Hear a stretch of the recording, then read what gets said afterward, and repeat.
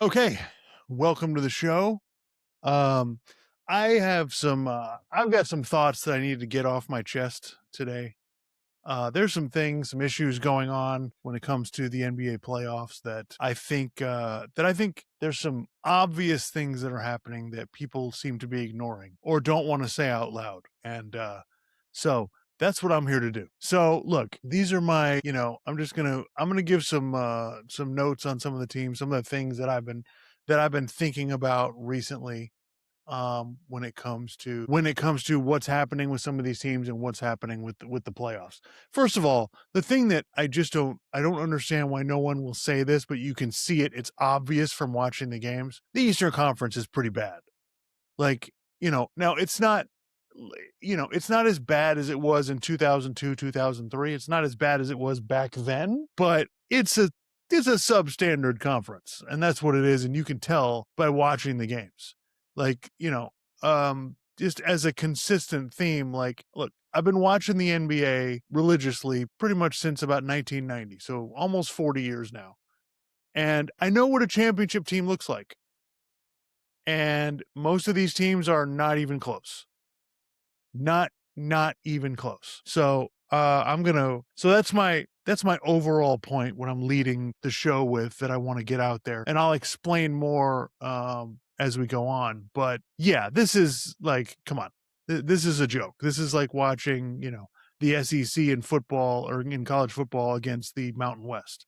I mean, one is far superior to the other, and you can tell it easily by watching the games. So a few things that I had about round one that I wanted to touch on. Two teams that I wanted to talk about. The two teams that were really the first round surprises: the Boston Celtics and the Denver Nuggets. My first thing about the Celtics is, I don't think the Celtics were ever that good to begin with.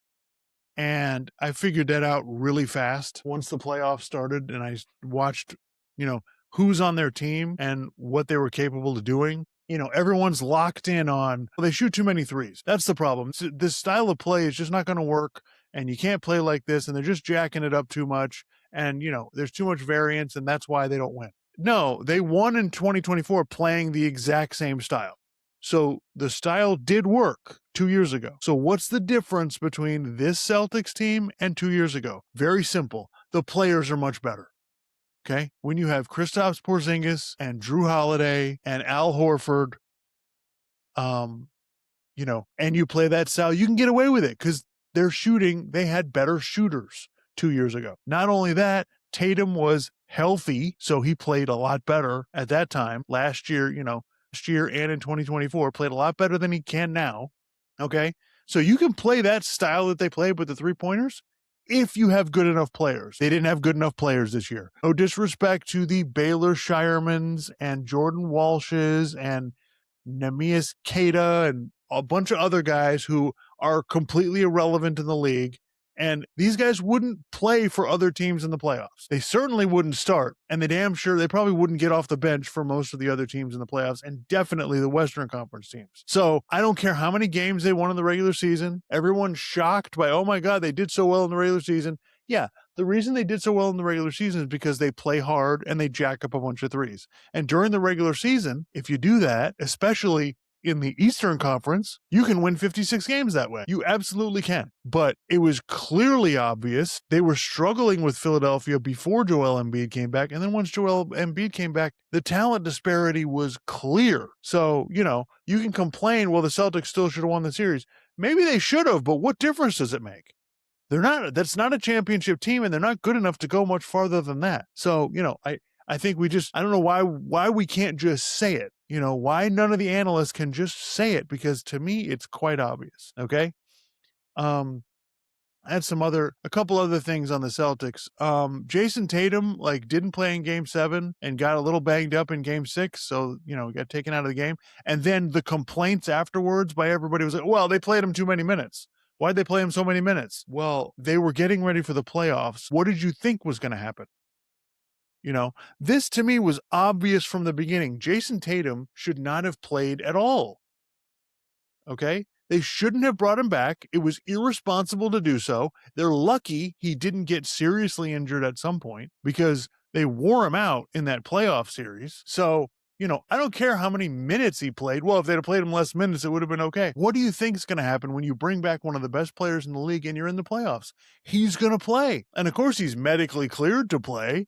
That's great. That doesn't mean he should play. Just because you can do something doesn't mean you should do it or it's good for you or your career. So this, to me, the Celtics made a huge gaffe here. And thank goodness the Celtics lost in the first round because they could have damaged their franchise going forward. This guy is your franchise player. What are you doing screwing around playing him in these games when you don't have a championship team? And if you thought you did have a championship team, then we got major problems within that organization. So, mistake by the Celtics to play him at all. And by the way, I'm not saying this now. I was saying this for months. Like, this is a bad idea. It's not worth risking it. And, I hope they learn their lesson. The other issue is that they came out recently. I know Jaylen Brown said a bunch of stuff on his live stream or whatever. And then now everybody at ESPN is talking about, well, should he be traded?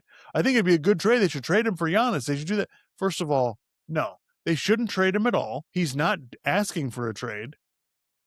And even then I still wouldn't trade him. But no, I do not think they should trade him. I do not think this subject should be on the table. I think it's absolutely ridiculous. They have two guys. They have two huge wings that this is what everybody wants in the NBA. Players who can play both ways, guard multiple positions. This is exactly what every team wants. No, I would not trade him for Giannis. As great as Giannis is, he's 32 years old.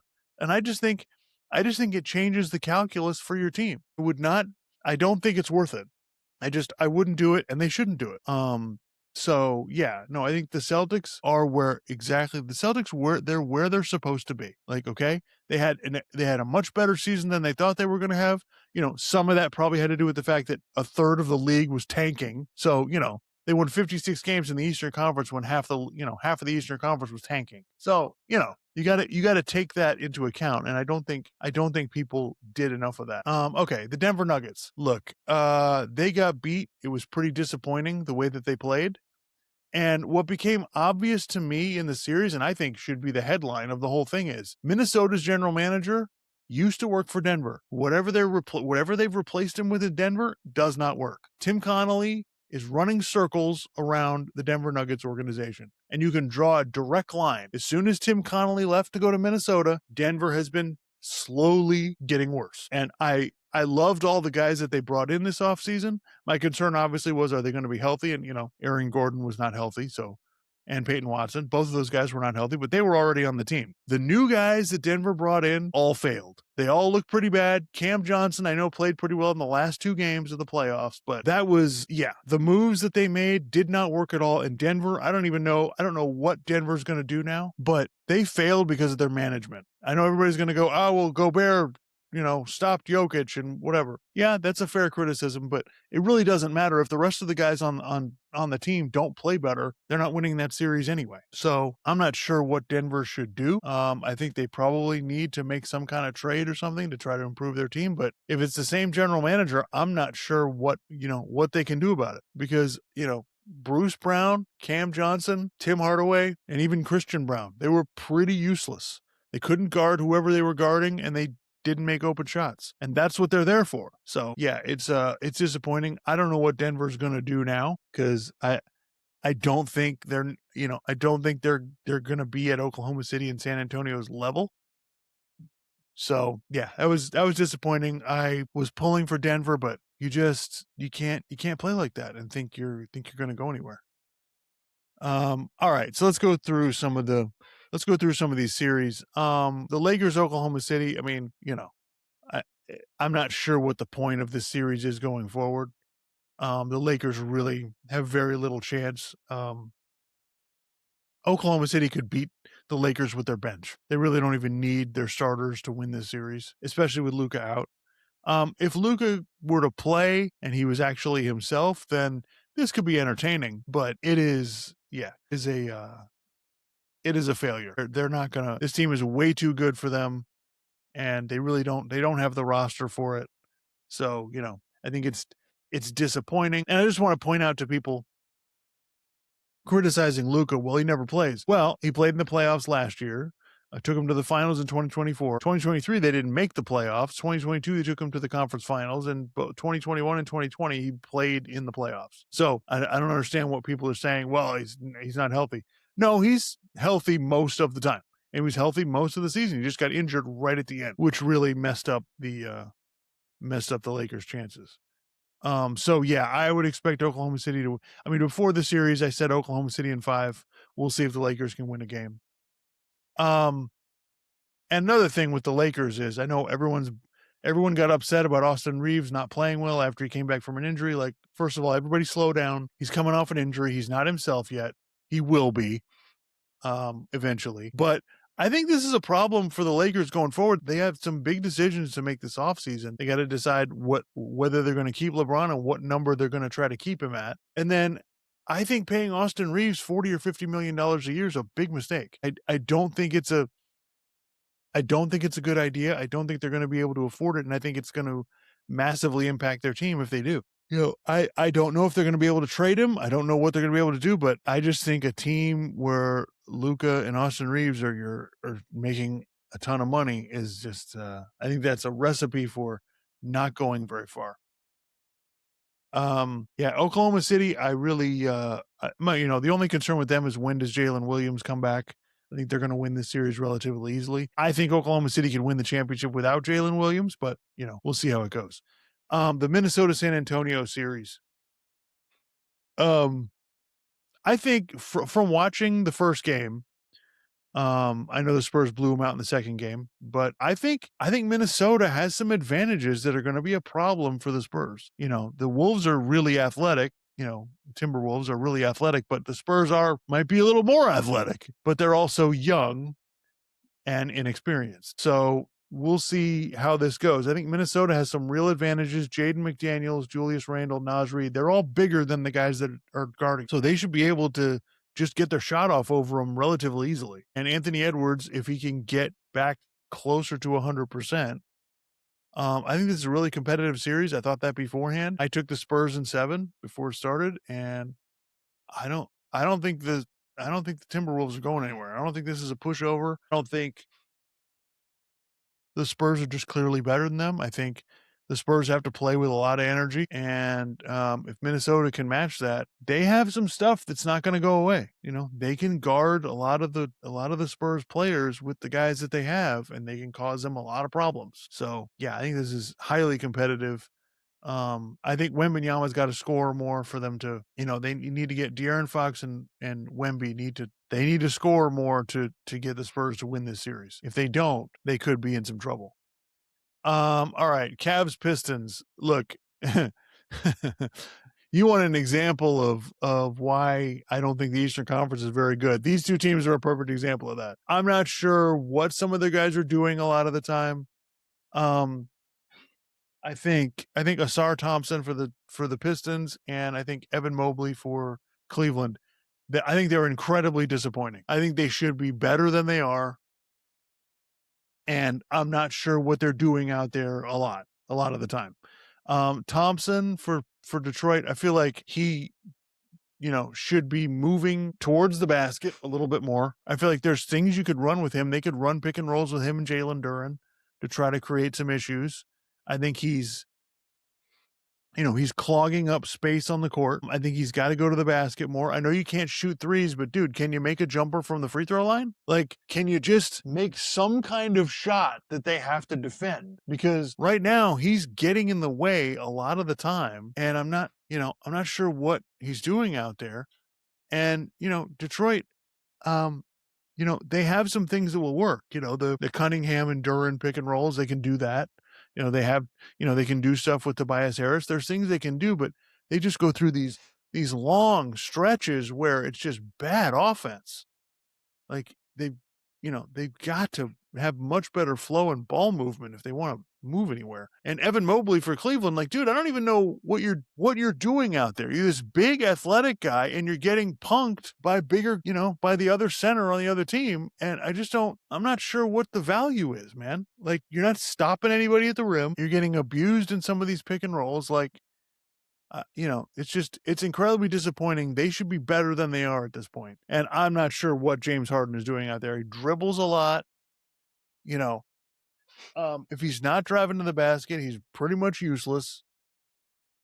So I just don't know how.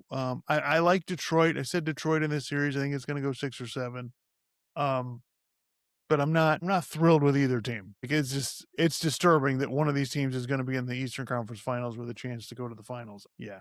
I'm not in love with it. I think Detroit has some promise. I think they've got some things that they do well. I think they're on the right path, but I just don't think they're there yet. And it, looks like they're trying to figure it out. Okay. And now the New York Philadelphia series. I mean, look, this is going to come down to whether, Embiid can give them enough games to have Philly to have a chance in this series. I think they do have some advantages with the guards. I think Maxey and Edgecombe have some advantages, and Paul George can still do a lot of stuff. But it's just going to be hard for them style of play wise. They got to get up and down the floor a lot, play really fast in order for it to work. And that's hard to do for 48 minutes when you're really depending on 3 guys for the most part. And the Knicks, I like the Knicks. I think their continuity, the fact that they've had the same guys together for a while is gonna really help them. But they have major red flags. Karl Anthony Towns, just what games is he gonna do? Make dumb fouls and do dumb stuff and have to sit on the bench. And it's just, you can't do that if you're trying to win the championship and you're supposed to be the second best player on the team. So that's a problem that's not going to go away. I think their inconsistency with some of their players, like, they don't play the same way every game, and that's going to be a problem. It got them into trouble in the Atlanta series. They might be able to get out of the Philadelphia series like this. But I think these are issues. And look, nobody wants to hear this either. The Knicks are not a championship team. They're just not. That's not a championship roster. I know what one looks like. They don't have it. Like Jalen Brunson, small guards, they usually don't win in the playoffs. Like, there's a long history in the NBA of that. And players that you can't trust in playoff series, they can ruin your team. At some point, you run into a team that's more consistent, that plays together better, that doesn't commit stupid fouls, doesn't, is well coached and does what their coach is asking them to do. And that usually gets you beat. Right. So I'm sorry, these Eastern Conference teams, they have no chance. They're going to get to the finals and get wiped out by either Minnesota or Oklahoma City or San Antonio. One of those teams is going to beat them. And if the Lakers were fully healthy with Luka, they could beat all these Eastern Conference teams too. So I think it's great that the Eastern Conference is so even and that the games in the series are going to be a lot of fun. I think that's great, but yeah, these are not championship teams, and it's like the Eastern Conference is like the JV squad. I don't know why the analysts don't want to talk about it. I know they want to keep us all interested, but come on, guys, let's just tell the truth. Let's just tell it like it is. The Western Conference Finals will be the finals. I have Oklahoma City winning the championship again. I think they're going to, I think they'll beat San Antonio in the next series, assuming San Antonio moves on. I'm not saying Minnesota's dead. Minnesota has an excellent chance to win this series. And in the East, I think it's going to be Detroit and New York. And I think that's going to be a knockdown, drag out 7-game series. And the Knicks probably have more, overall talent and experience. I think Detroit has some advantages. Detroit's going to push them around physically. They're going to cause some problems for them. They did last year, and they almost beat them in the series. I think that is going to be a great series back and forth. I think Oklahoma City, San Antonio would be 7 games. Same thing with Minnesota, be 6 or 7 games. Yeah. So yeah, those are some issues with the playoffs that I've had that I've wanted to get out, and I don't understand why can't we just talk about it? The regular season is totally irrelevant now. I don't want to hear what you did in the regular season. It really doesn't matter. What does your team look like? Let me see what they look like in the playoffs. And, it became quite obvious, especially with Boston, they're just not good enough. We can talk about style of play. We can talk about all the other nonsense that you want to talk about. The bottom line is they just don't have good enough players. And as a final thing, not related to basketball, I just wanted to get this out there because I feel like it's coming, and I wanted to get this out there. College football. I think there's going to be a 2014 playoff in college football. I think it's going to take some time. It's going to take some years to unravel everything to get to the point where everybody agrees to it. But I think sometime by the end of the decade, I think it's going to happen. I personally think 16 would work just fine. I think 4 rounds it works nicely. I think more than that is a bit too much. I don't think we need a 5-round playoff. And there's a lot of things that need to be fixed before we get to that point. But I think it's coming. I think it's inevitable. Everyone's going to complain. Well, nobody wants this. Well, everybody will watch the games and they'll make a whole lot of money on it. So, in that sense, we do want it because we're going to be there for it. They know what to expect from us as the consumer, so they're setting an expectation, and they're probably right about it. I think it's going to take some time to. You got to figure out the conference championship game thing. You got to guarantee the SEC enough money so they're willing to get rid of their conference championship game. I think that's a big part of it. I think the bowls are a big part of it. I think you got to untangling all of those things together to figure that out. But yeah, it's just you're doubling the size of the playoff. Are you going to double the money? We'll see. It might come down to that. But yeah, I think it's coming, and the ESPN TV deal for the college football playoff is up in 2032. I think before we get to 2032, this will be worked out and changed by that time. It's starting to change. The SEC said no way. Now you got a bunch of coaches in that conference saying that they want that. But I think there's going to be some more years of posturing between the Big Ten and the SEC before they come to this agreement. But it's coming. The media is all going to go nuts about it. Oh, we don't need this. This is a disaster. Blah blah blah. It's not a disaster. It'll be fine. My philosophy with college football is very simple. I want more good games. Okay, in my opinion, you could get rid of half the college football season and it wouldn't matter, because I'm tired of watching Notre Dame play Navy and Alabama play South Carolina State and Texas play, Midwestern Minnesota. I don't want to watch these garbage games that they give us every year. Like, give me good games and I'm in on it. My philosophy has generally been, and especially with professional sports, less regular season games, more playoff games. I want more games that matter. I don't give a crap about a lot of these regular season games that don't mean anything. So I think every team could lose 3 or 4 games and it would be just fine, but they're not going to do that because they want to make their certain amount of money. So yeah, I think it's coming. It's inevitable. I'm not in love with the 2014 playoff, but it'll be totally fine. Everyone will watch. We'll all enjoy it. It'll work just fine. It's not a disaster. It's not going to ruin the sport. You could argue with me, well, regular season games will mean less. Well, they said that about the 12-team playoff, and has it changed anything? We're still all jacked up about watching games just as much as we were before. So I really don't think it matters. We will be excited about whatever they give us. So yeah, that's where I'm at. That's where I'm at with that. And thanks for those are my thoughts on everything. If you have thoughts, leave a comment. Let me know what you think. Thanks for tuning in, everybody. Catch you next time.